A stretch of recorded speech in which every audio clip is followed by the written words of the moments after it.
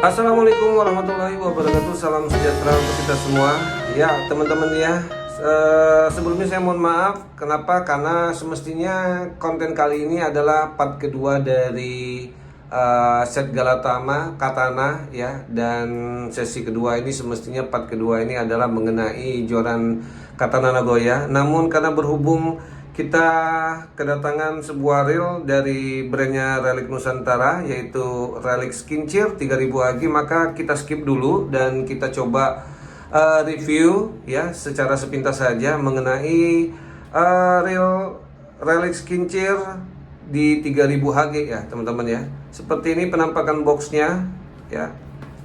Untuk spesifikasi dan fiturnya, ini spesifikasinya saja yang ada ya, 4/1 ball bearing, gear ratio 6.0/1, jadi ini tergolong high gear ya.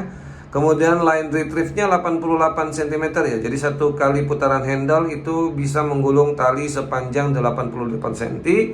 Kemudian untuk beratnya di 233 gram.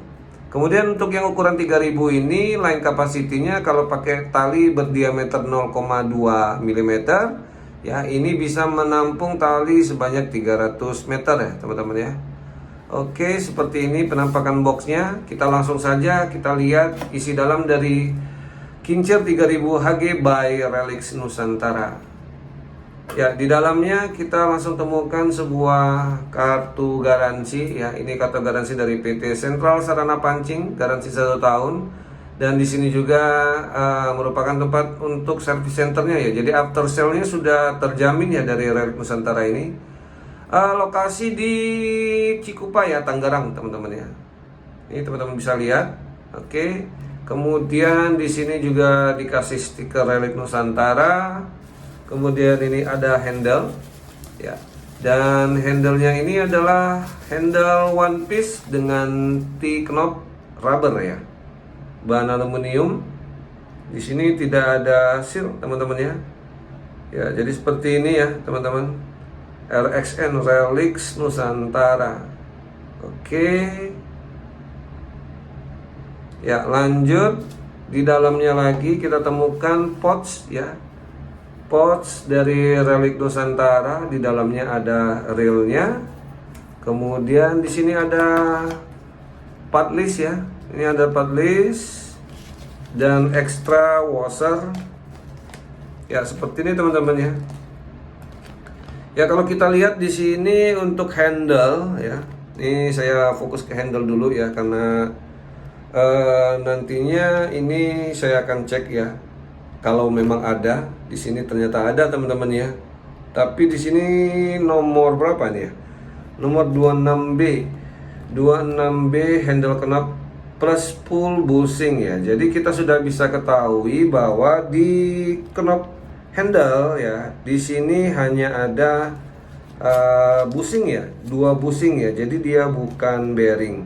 Jadi nggak perlu saya buka lagi teman-teman ya kalau untuk knob handle-nya, karena di sini sudah jelas di sini hanya bushing ya. Oke. Ya, kita langsung saja ya teman-teman ya, kita lihat lebih jauh dari dalaman reel Kincir 3000 HG by Relic Nusantara ya. Oke, kita masukkan dulu. Kemudian kita buka isi pouch-nya teman-teman ya.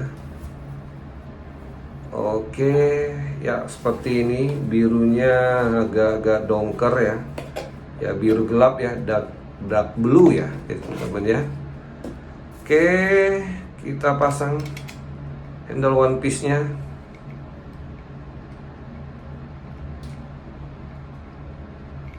Oke. Ya, dia tidak ada lagi switch one way-nya ya. Kita coba putaran teman-teman ya. Oke, smooth sekali teman-teman ya.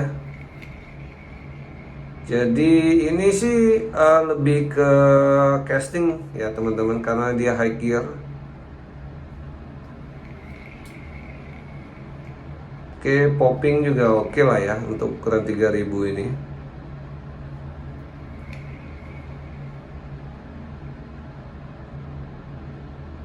Iya, oke teman-teman ya, seperti ini penampakan dari reel Kincir 3000 HG by Relic Nusantara ya.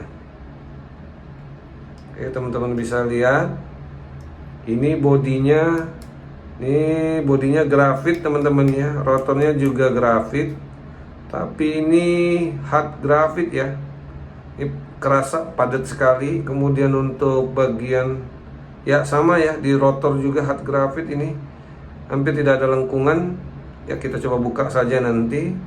Kemudian spool, aluminium spool ya, handle tadi sudah, ini aluminium handle one piece, dan rubber knob handle ya. Seperti ini ya teman-teman ya, penampakan dari Kincir 3000 HG ya.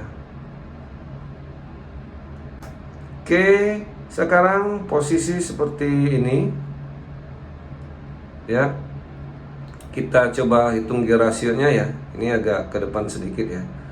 Oke, 1, 2, 3, 4, 5, 6 ya. Benar ya, 6.0 banding 1 teman-teman ya.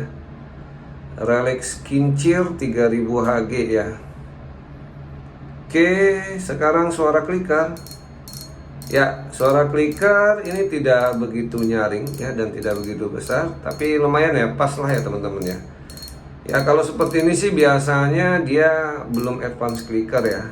Nanti kita lihat saja. Oke, putaran handle sudah. Kemudian kita coba timbang dulu ya. Oke ya, sekarang kita timbang berat dari Relic Kincir 3000 HG. Kalau di box tadi sekitar 233. Ya, yang kita dapatkan ini beratnya ada di 238 gram ya. Oke ya teman-teman ya, sekarang kita langsung saja kita lihat isi part dari dalaman Relic Kincir 3000 HG ya. Tadi kita sudah dengar suara klikernya, sekarang kita lihat ya. Oke, ini suaranya kencang sekali untuk putaran dari knob klikernya ya teman-teman ya.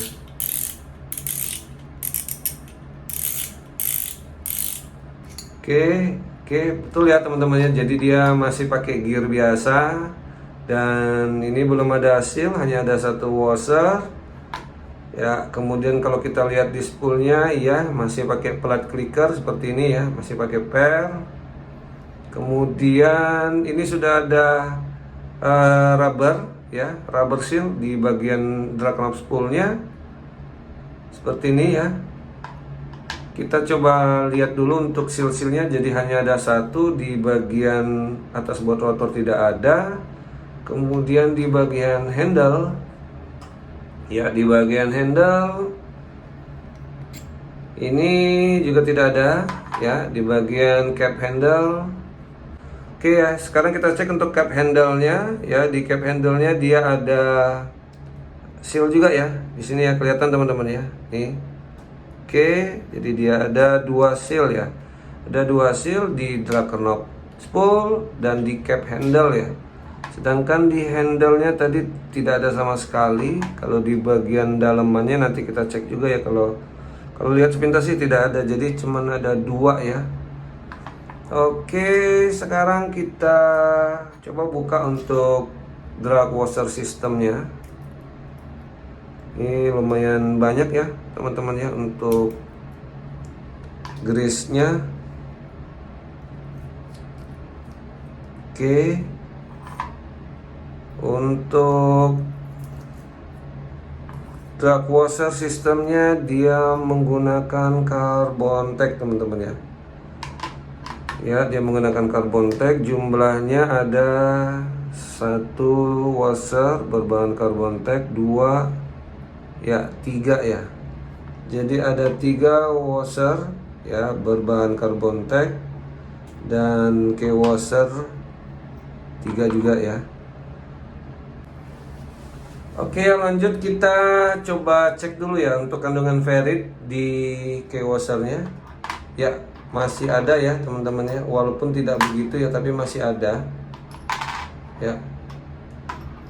Ya, masih ada sedikit sekali, tapi ya ada besinya ya, tidak begitu nempel teman-teman ya.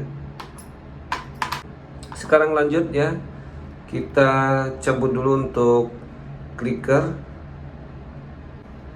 Ya, kemudian kita buka untuk baut rotornya.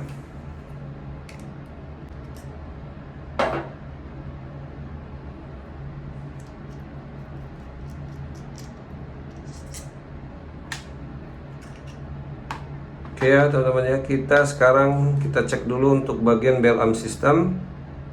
Ya, jadi teman-teman bisa lihat di sini ya, untuk spring guide-nya ya di bell arm system ini dia menggunakan per, namun untuk tuasnya dia menggunakan housing plastik ya. Jadi ini bagus juga teman-teman ya, walaupun dia bukan besi, tapi untuk bahan plastik ini saya pikir sini pasti plastik ABS teman-teman ya. Nah, yang bagusnya ini ya seperti ini ya. Jadi pernya ini masuk ke dalam housing dari tuas ini ya. Seperti ini teman-teman bisa lihat. Nah, ini membuat per ini akan tetap berada pada posisinya ya. Seperti ini. Jadi ya lama kelamaan ini akan membuat per ini akan lebih tahan lama ya, punya durabilitas tinggi ya. Oke, seperti ini kita tutup lagi.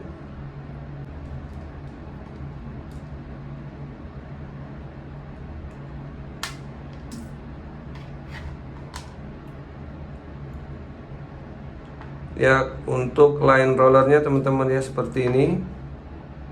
Jadi dia ini terdiri dari, ini ada bushing dan satunya lagi ini apa nih? Coba kita cek dulu.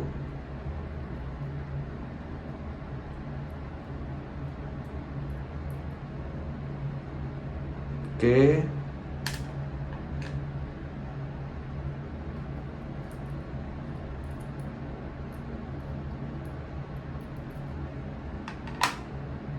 Ya, dia ada bushing berbahan plastik untuk housingnya, dan juga dia ini bushing besi juga ya.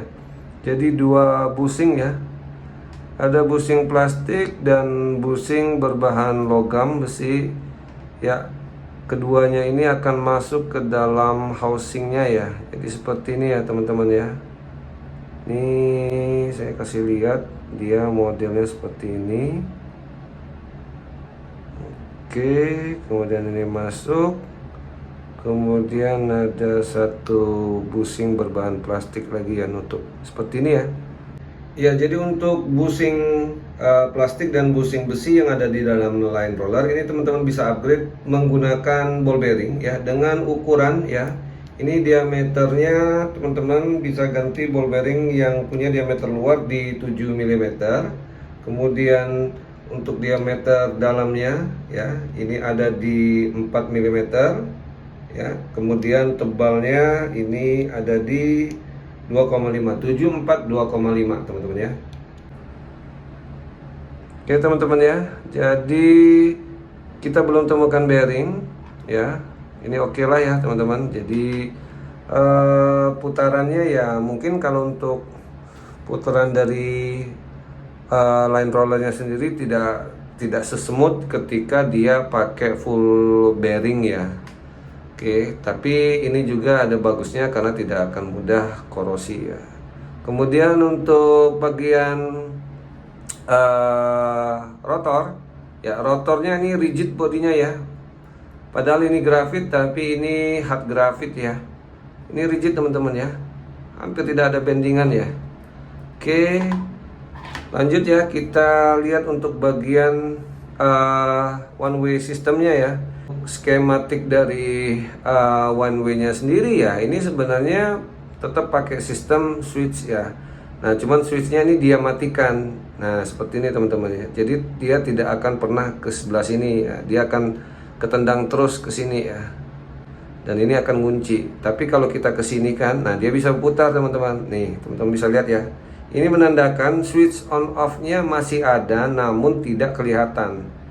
Ya. Kalau saya lepas seperti ini, dia tidak akan bisa berputar balik nih. Nih. Nggak bisa reverse lagi ya. Dia hanya bisa berputar satu arah, tapi baliknya nggak ada. Nah, ketika saya tekan per ini, nah dia bisa balik nih. Seperti ini, kelihatan teman-teman ya. Jadi sebenarnya untuk kincir ini ya, dia sebenarnya masih pakai tombol switch on off one way, namun dia tidak gunakan, dia matikan dengan menggunakan per ini, dan dia tutup tombol yang menggunakan cover dari rotor ini ya. Jadi sebenarnya dia masih ada. Oke, kita lanjut dulu ya. Ini lumayan riskan loh teman-teman ya, per ini. Ini kita lepaskan saja dulu ya dari housingnya. Oke, seperti ini.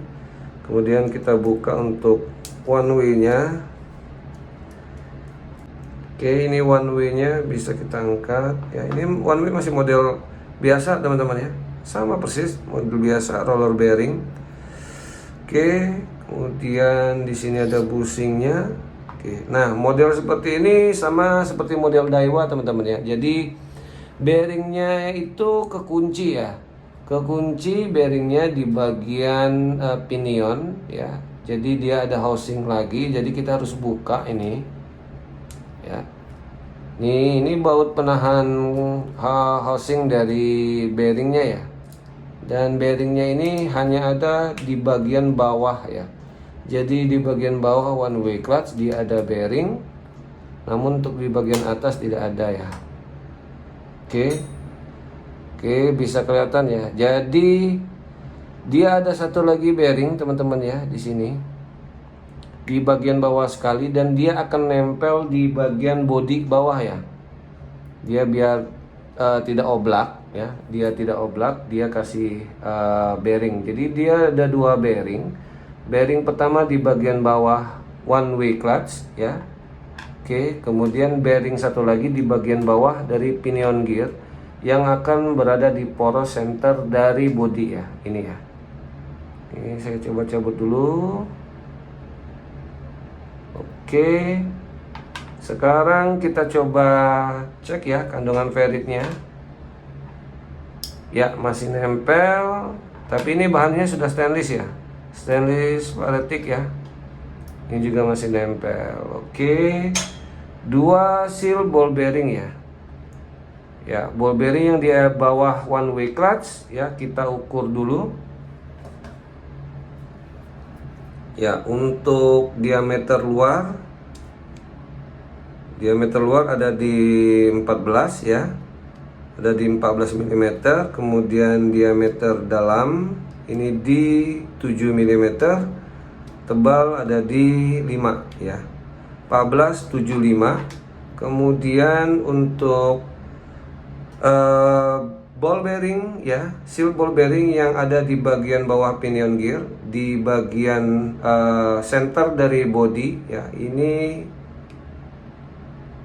diameter luarnya 8 mm, kemudian diameter dalamnya ada di 5 mm, 85, tebalnya ada di 2,5. Oke ya.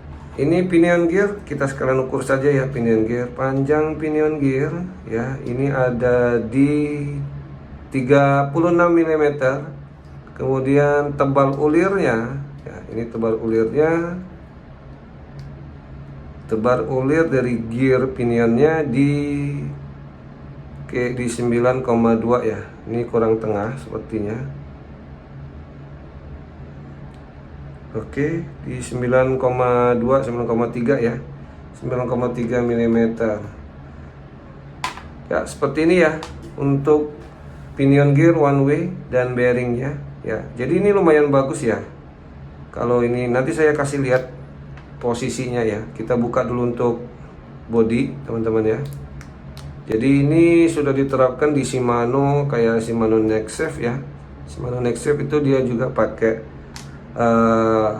dia bukan bearing ya. Kalau Shimano Next Safe itu pakai bushing ya, bushing plastik. Jadi dia itu akan membuat posisinya juga akan tetap center ya. Jadi antara pinion gear ya dengan drive gear nantinya dia akan center ya. Oke, kita lihat ya. Ada satu lagi seal ball bearing di bagian atas dari drive gear. Drive gearnya kelihatan ya, penampangnya besar ya. Oke, ini ball bearing tertutup di bagian atas dari drive gear. Masih ada kandungan ferrit. Oke, kemudian diameter luarnya ada di 13 mm. Diameter dalam ini ada di 7 mm. 13.7, tebalnya ada di 4 mm, 13.74 ya. Untuk ball bearing yang ada di bagian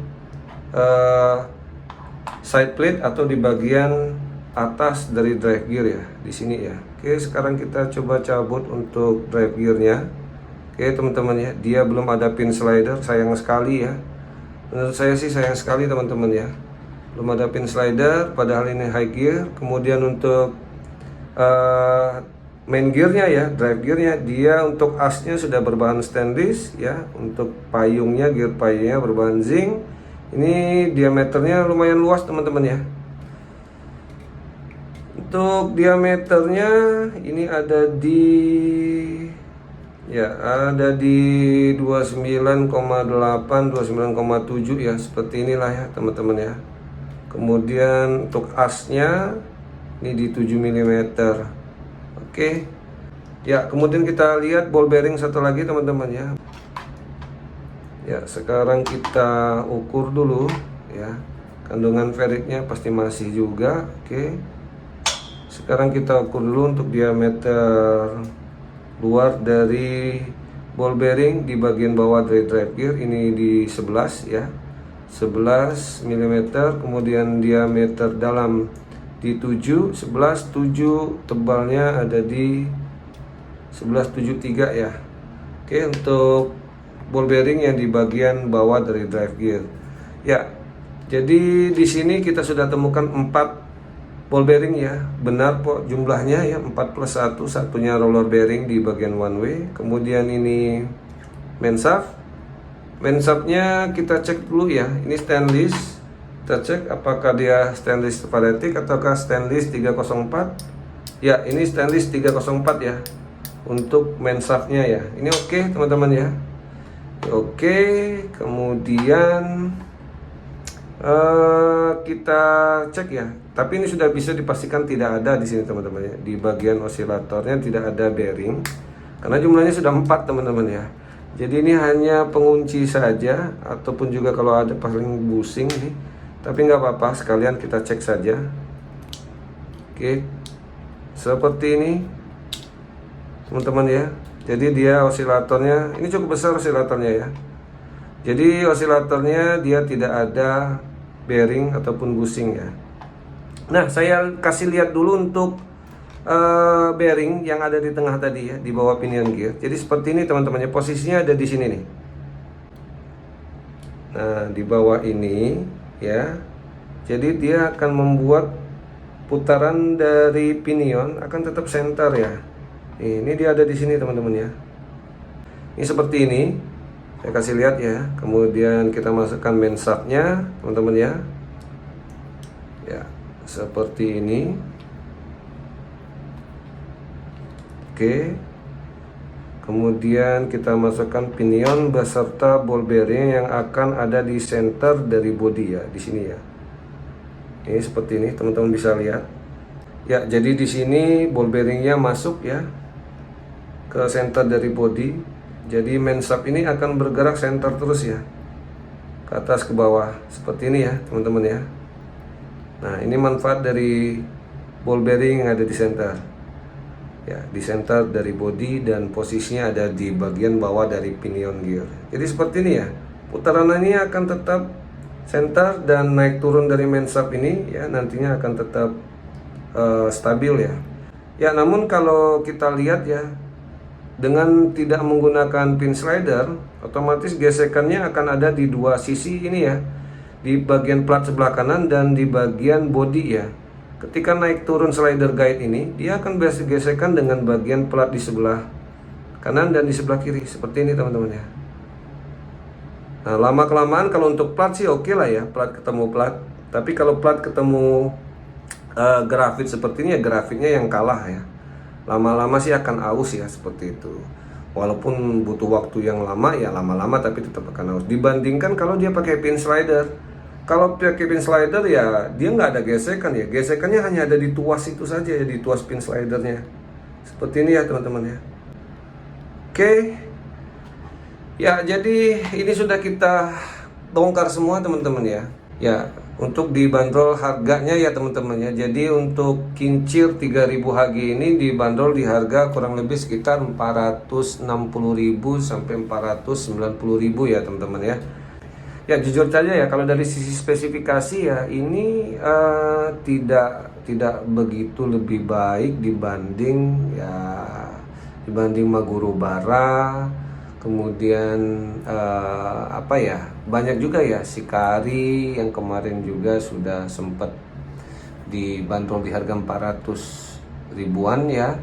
Kalau untuk sama-sama casting mode ya, berarti dia akan bersaing dengan model-model ya Baratus seperti itu ya, Baratus yang apa namanya, yang 1000 2000 2000 lah ya, yang 2000 kan HS. Kemudian juga dia akan bersaing dengan Maguro Bara teman-teman ya untuk main castingan ya. Cuman memang ini kalau lihat kan dragnya di browser online-nya ini bisa 7 kilo ya, 7 kilo, nggak begitu besar ya teman-teman. Jadi Maguro Bara walaupun ukuran 800 juga seperti itu. Jadi Kalista juga nanti yang akan kita review, Hemus Kalista. Ya, jadi di sini sih kalau menurut saya sih ya tidak berbeda dengan jorannya ya teman-teman. Joran-joran UL dari Relic Nusantara kan tergolong mahal ya. Namun untuk spesifikasi kan sebenarnya biasa-biasa saja teman-teman ya. Ya, jadi ini memang menjual brand ya. Jadi menjual brand Relic Nusantara, mahalnya itu menjual brand Nusantara. Kemudian juga ya itu tadi ya, yang ada di dalam box ini ya teman-teman ya. Dalam 1 tahun ya, Relic Nusantara bisa menjamin bahwa ini akan tetap aman ya, dan tidak rusak dengan sendirinya ya teman-teman ya. Tapi kalau rusak karena human error ya garansi ini tidak berlaku. Jadi garansi ini berlaku hanya ketika ada kerusakan yang disebabkan oleh penggunaan yang salah ya, seperti itu. Nah, garansi 1 tahun inilah yang menjamin sebuah produk ini diyakini oleh produsen sekelas Relic Nusantara itu bahwa punya kualitas yang baik.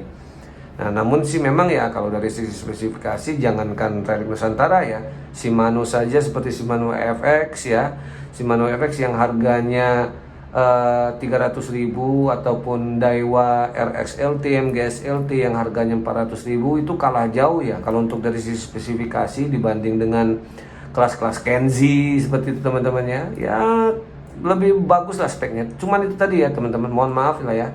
Berbeda kalau kita punya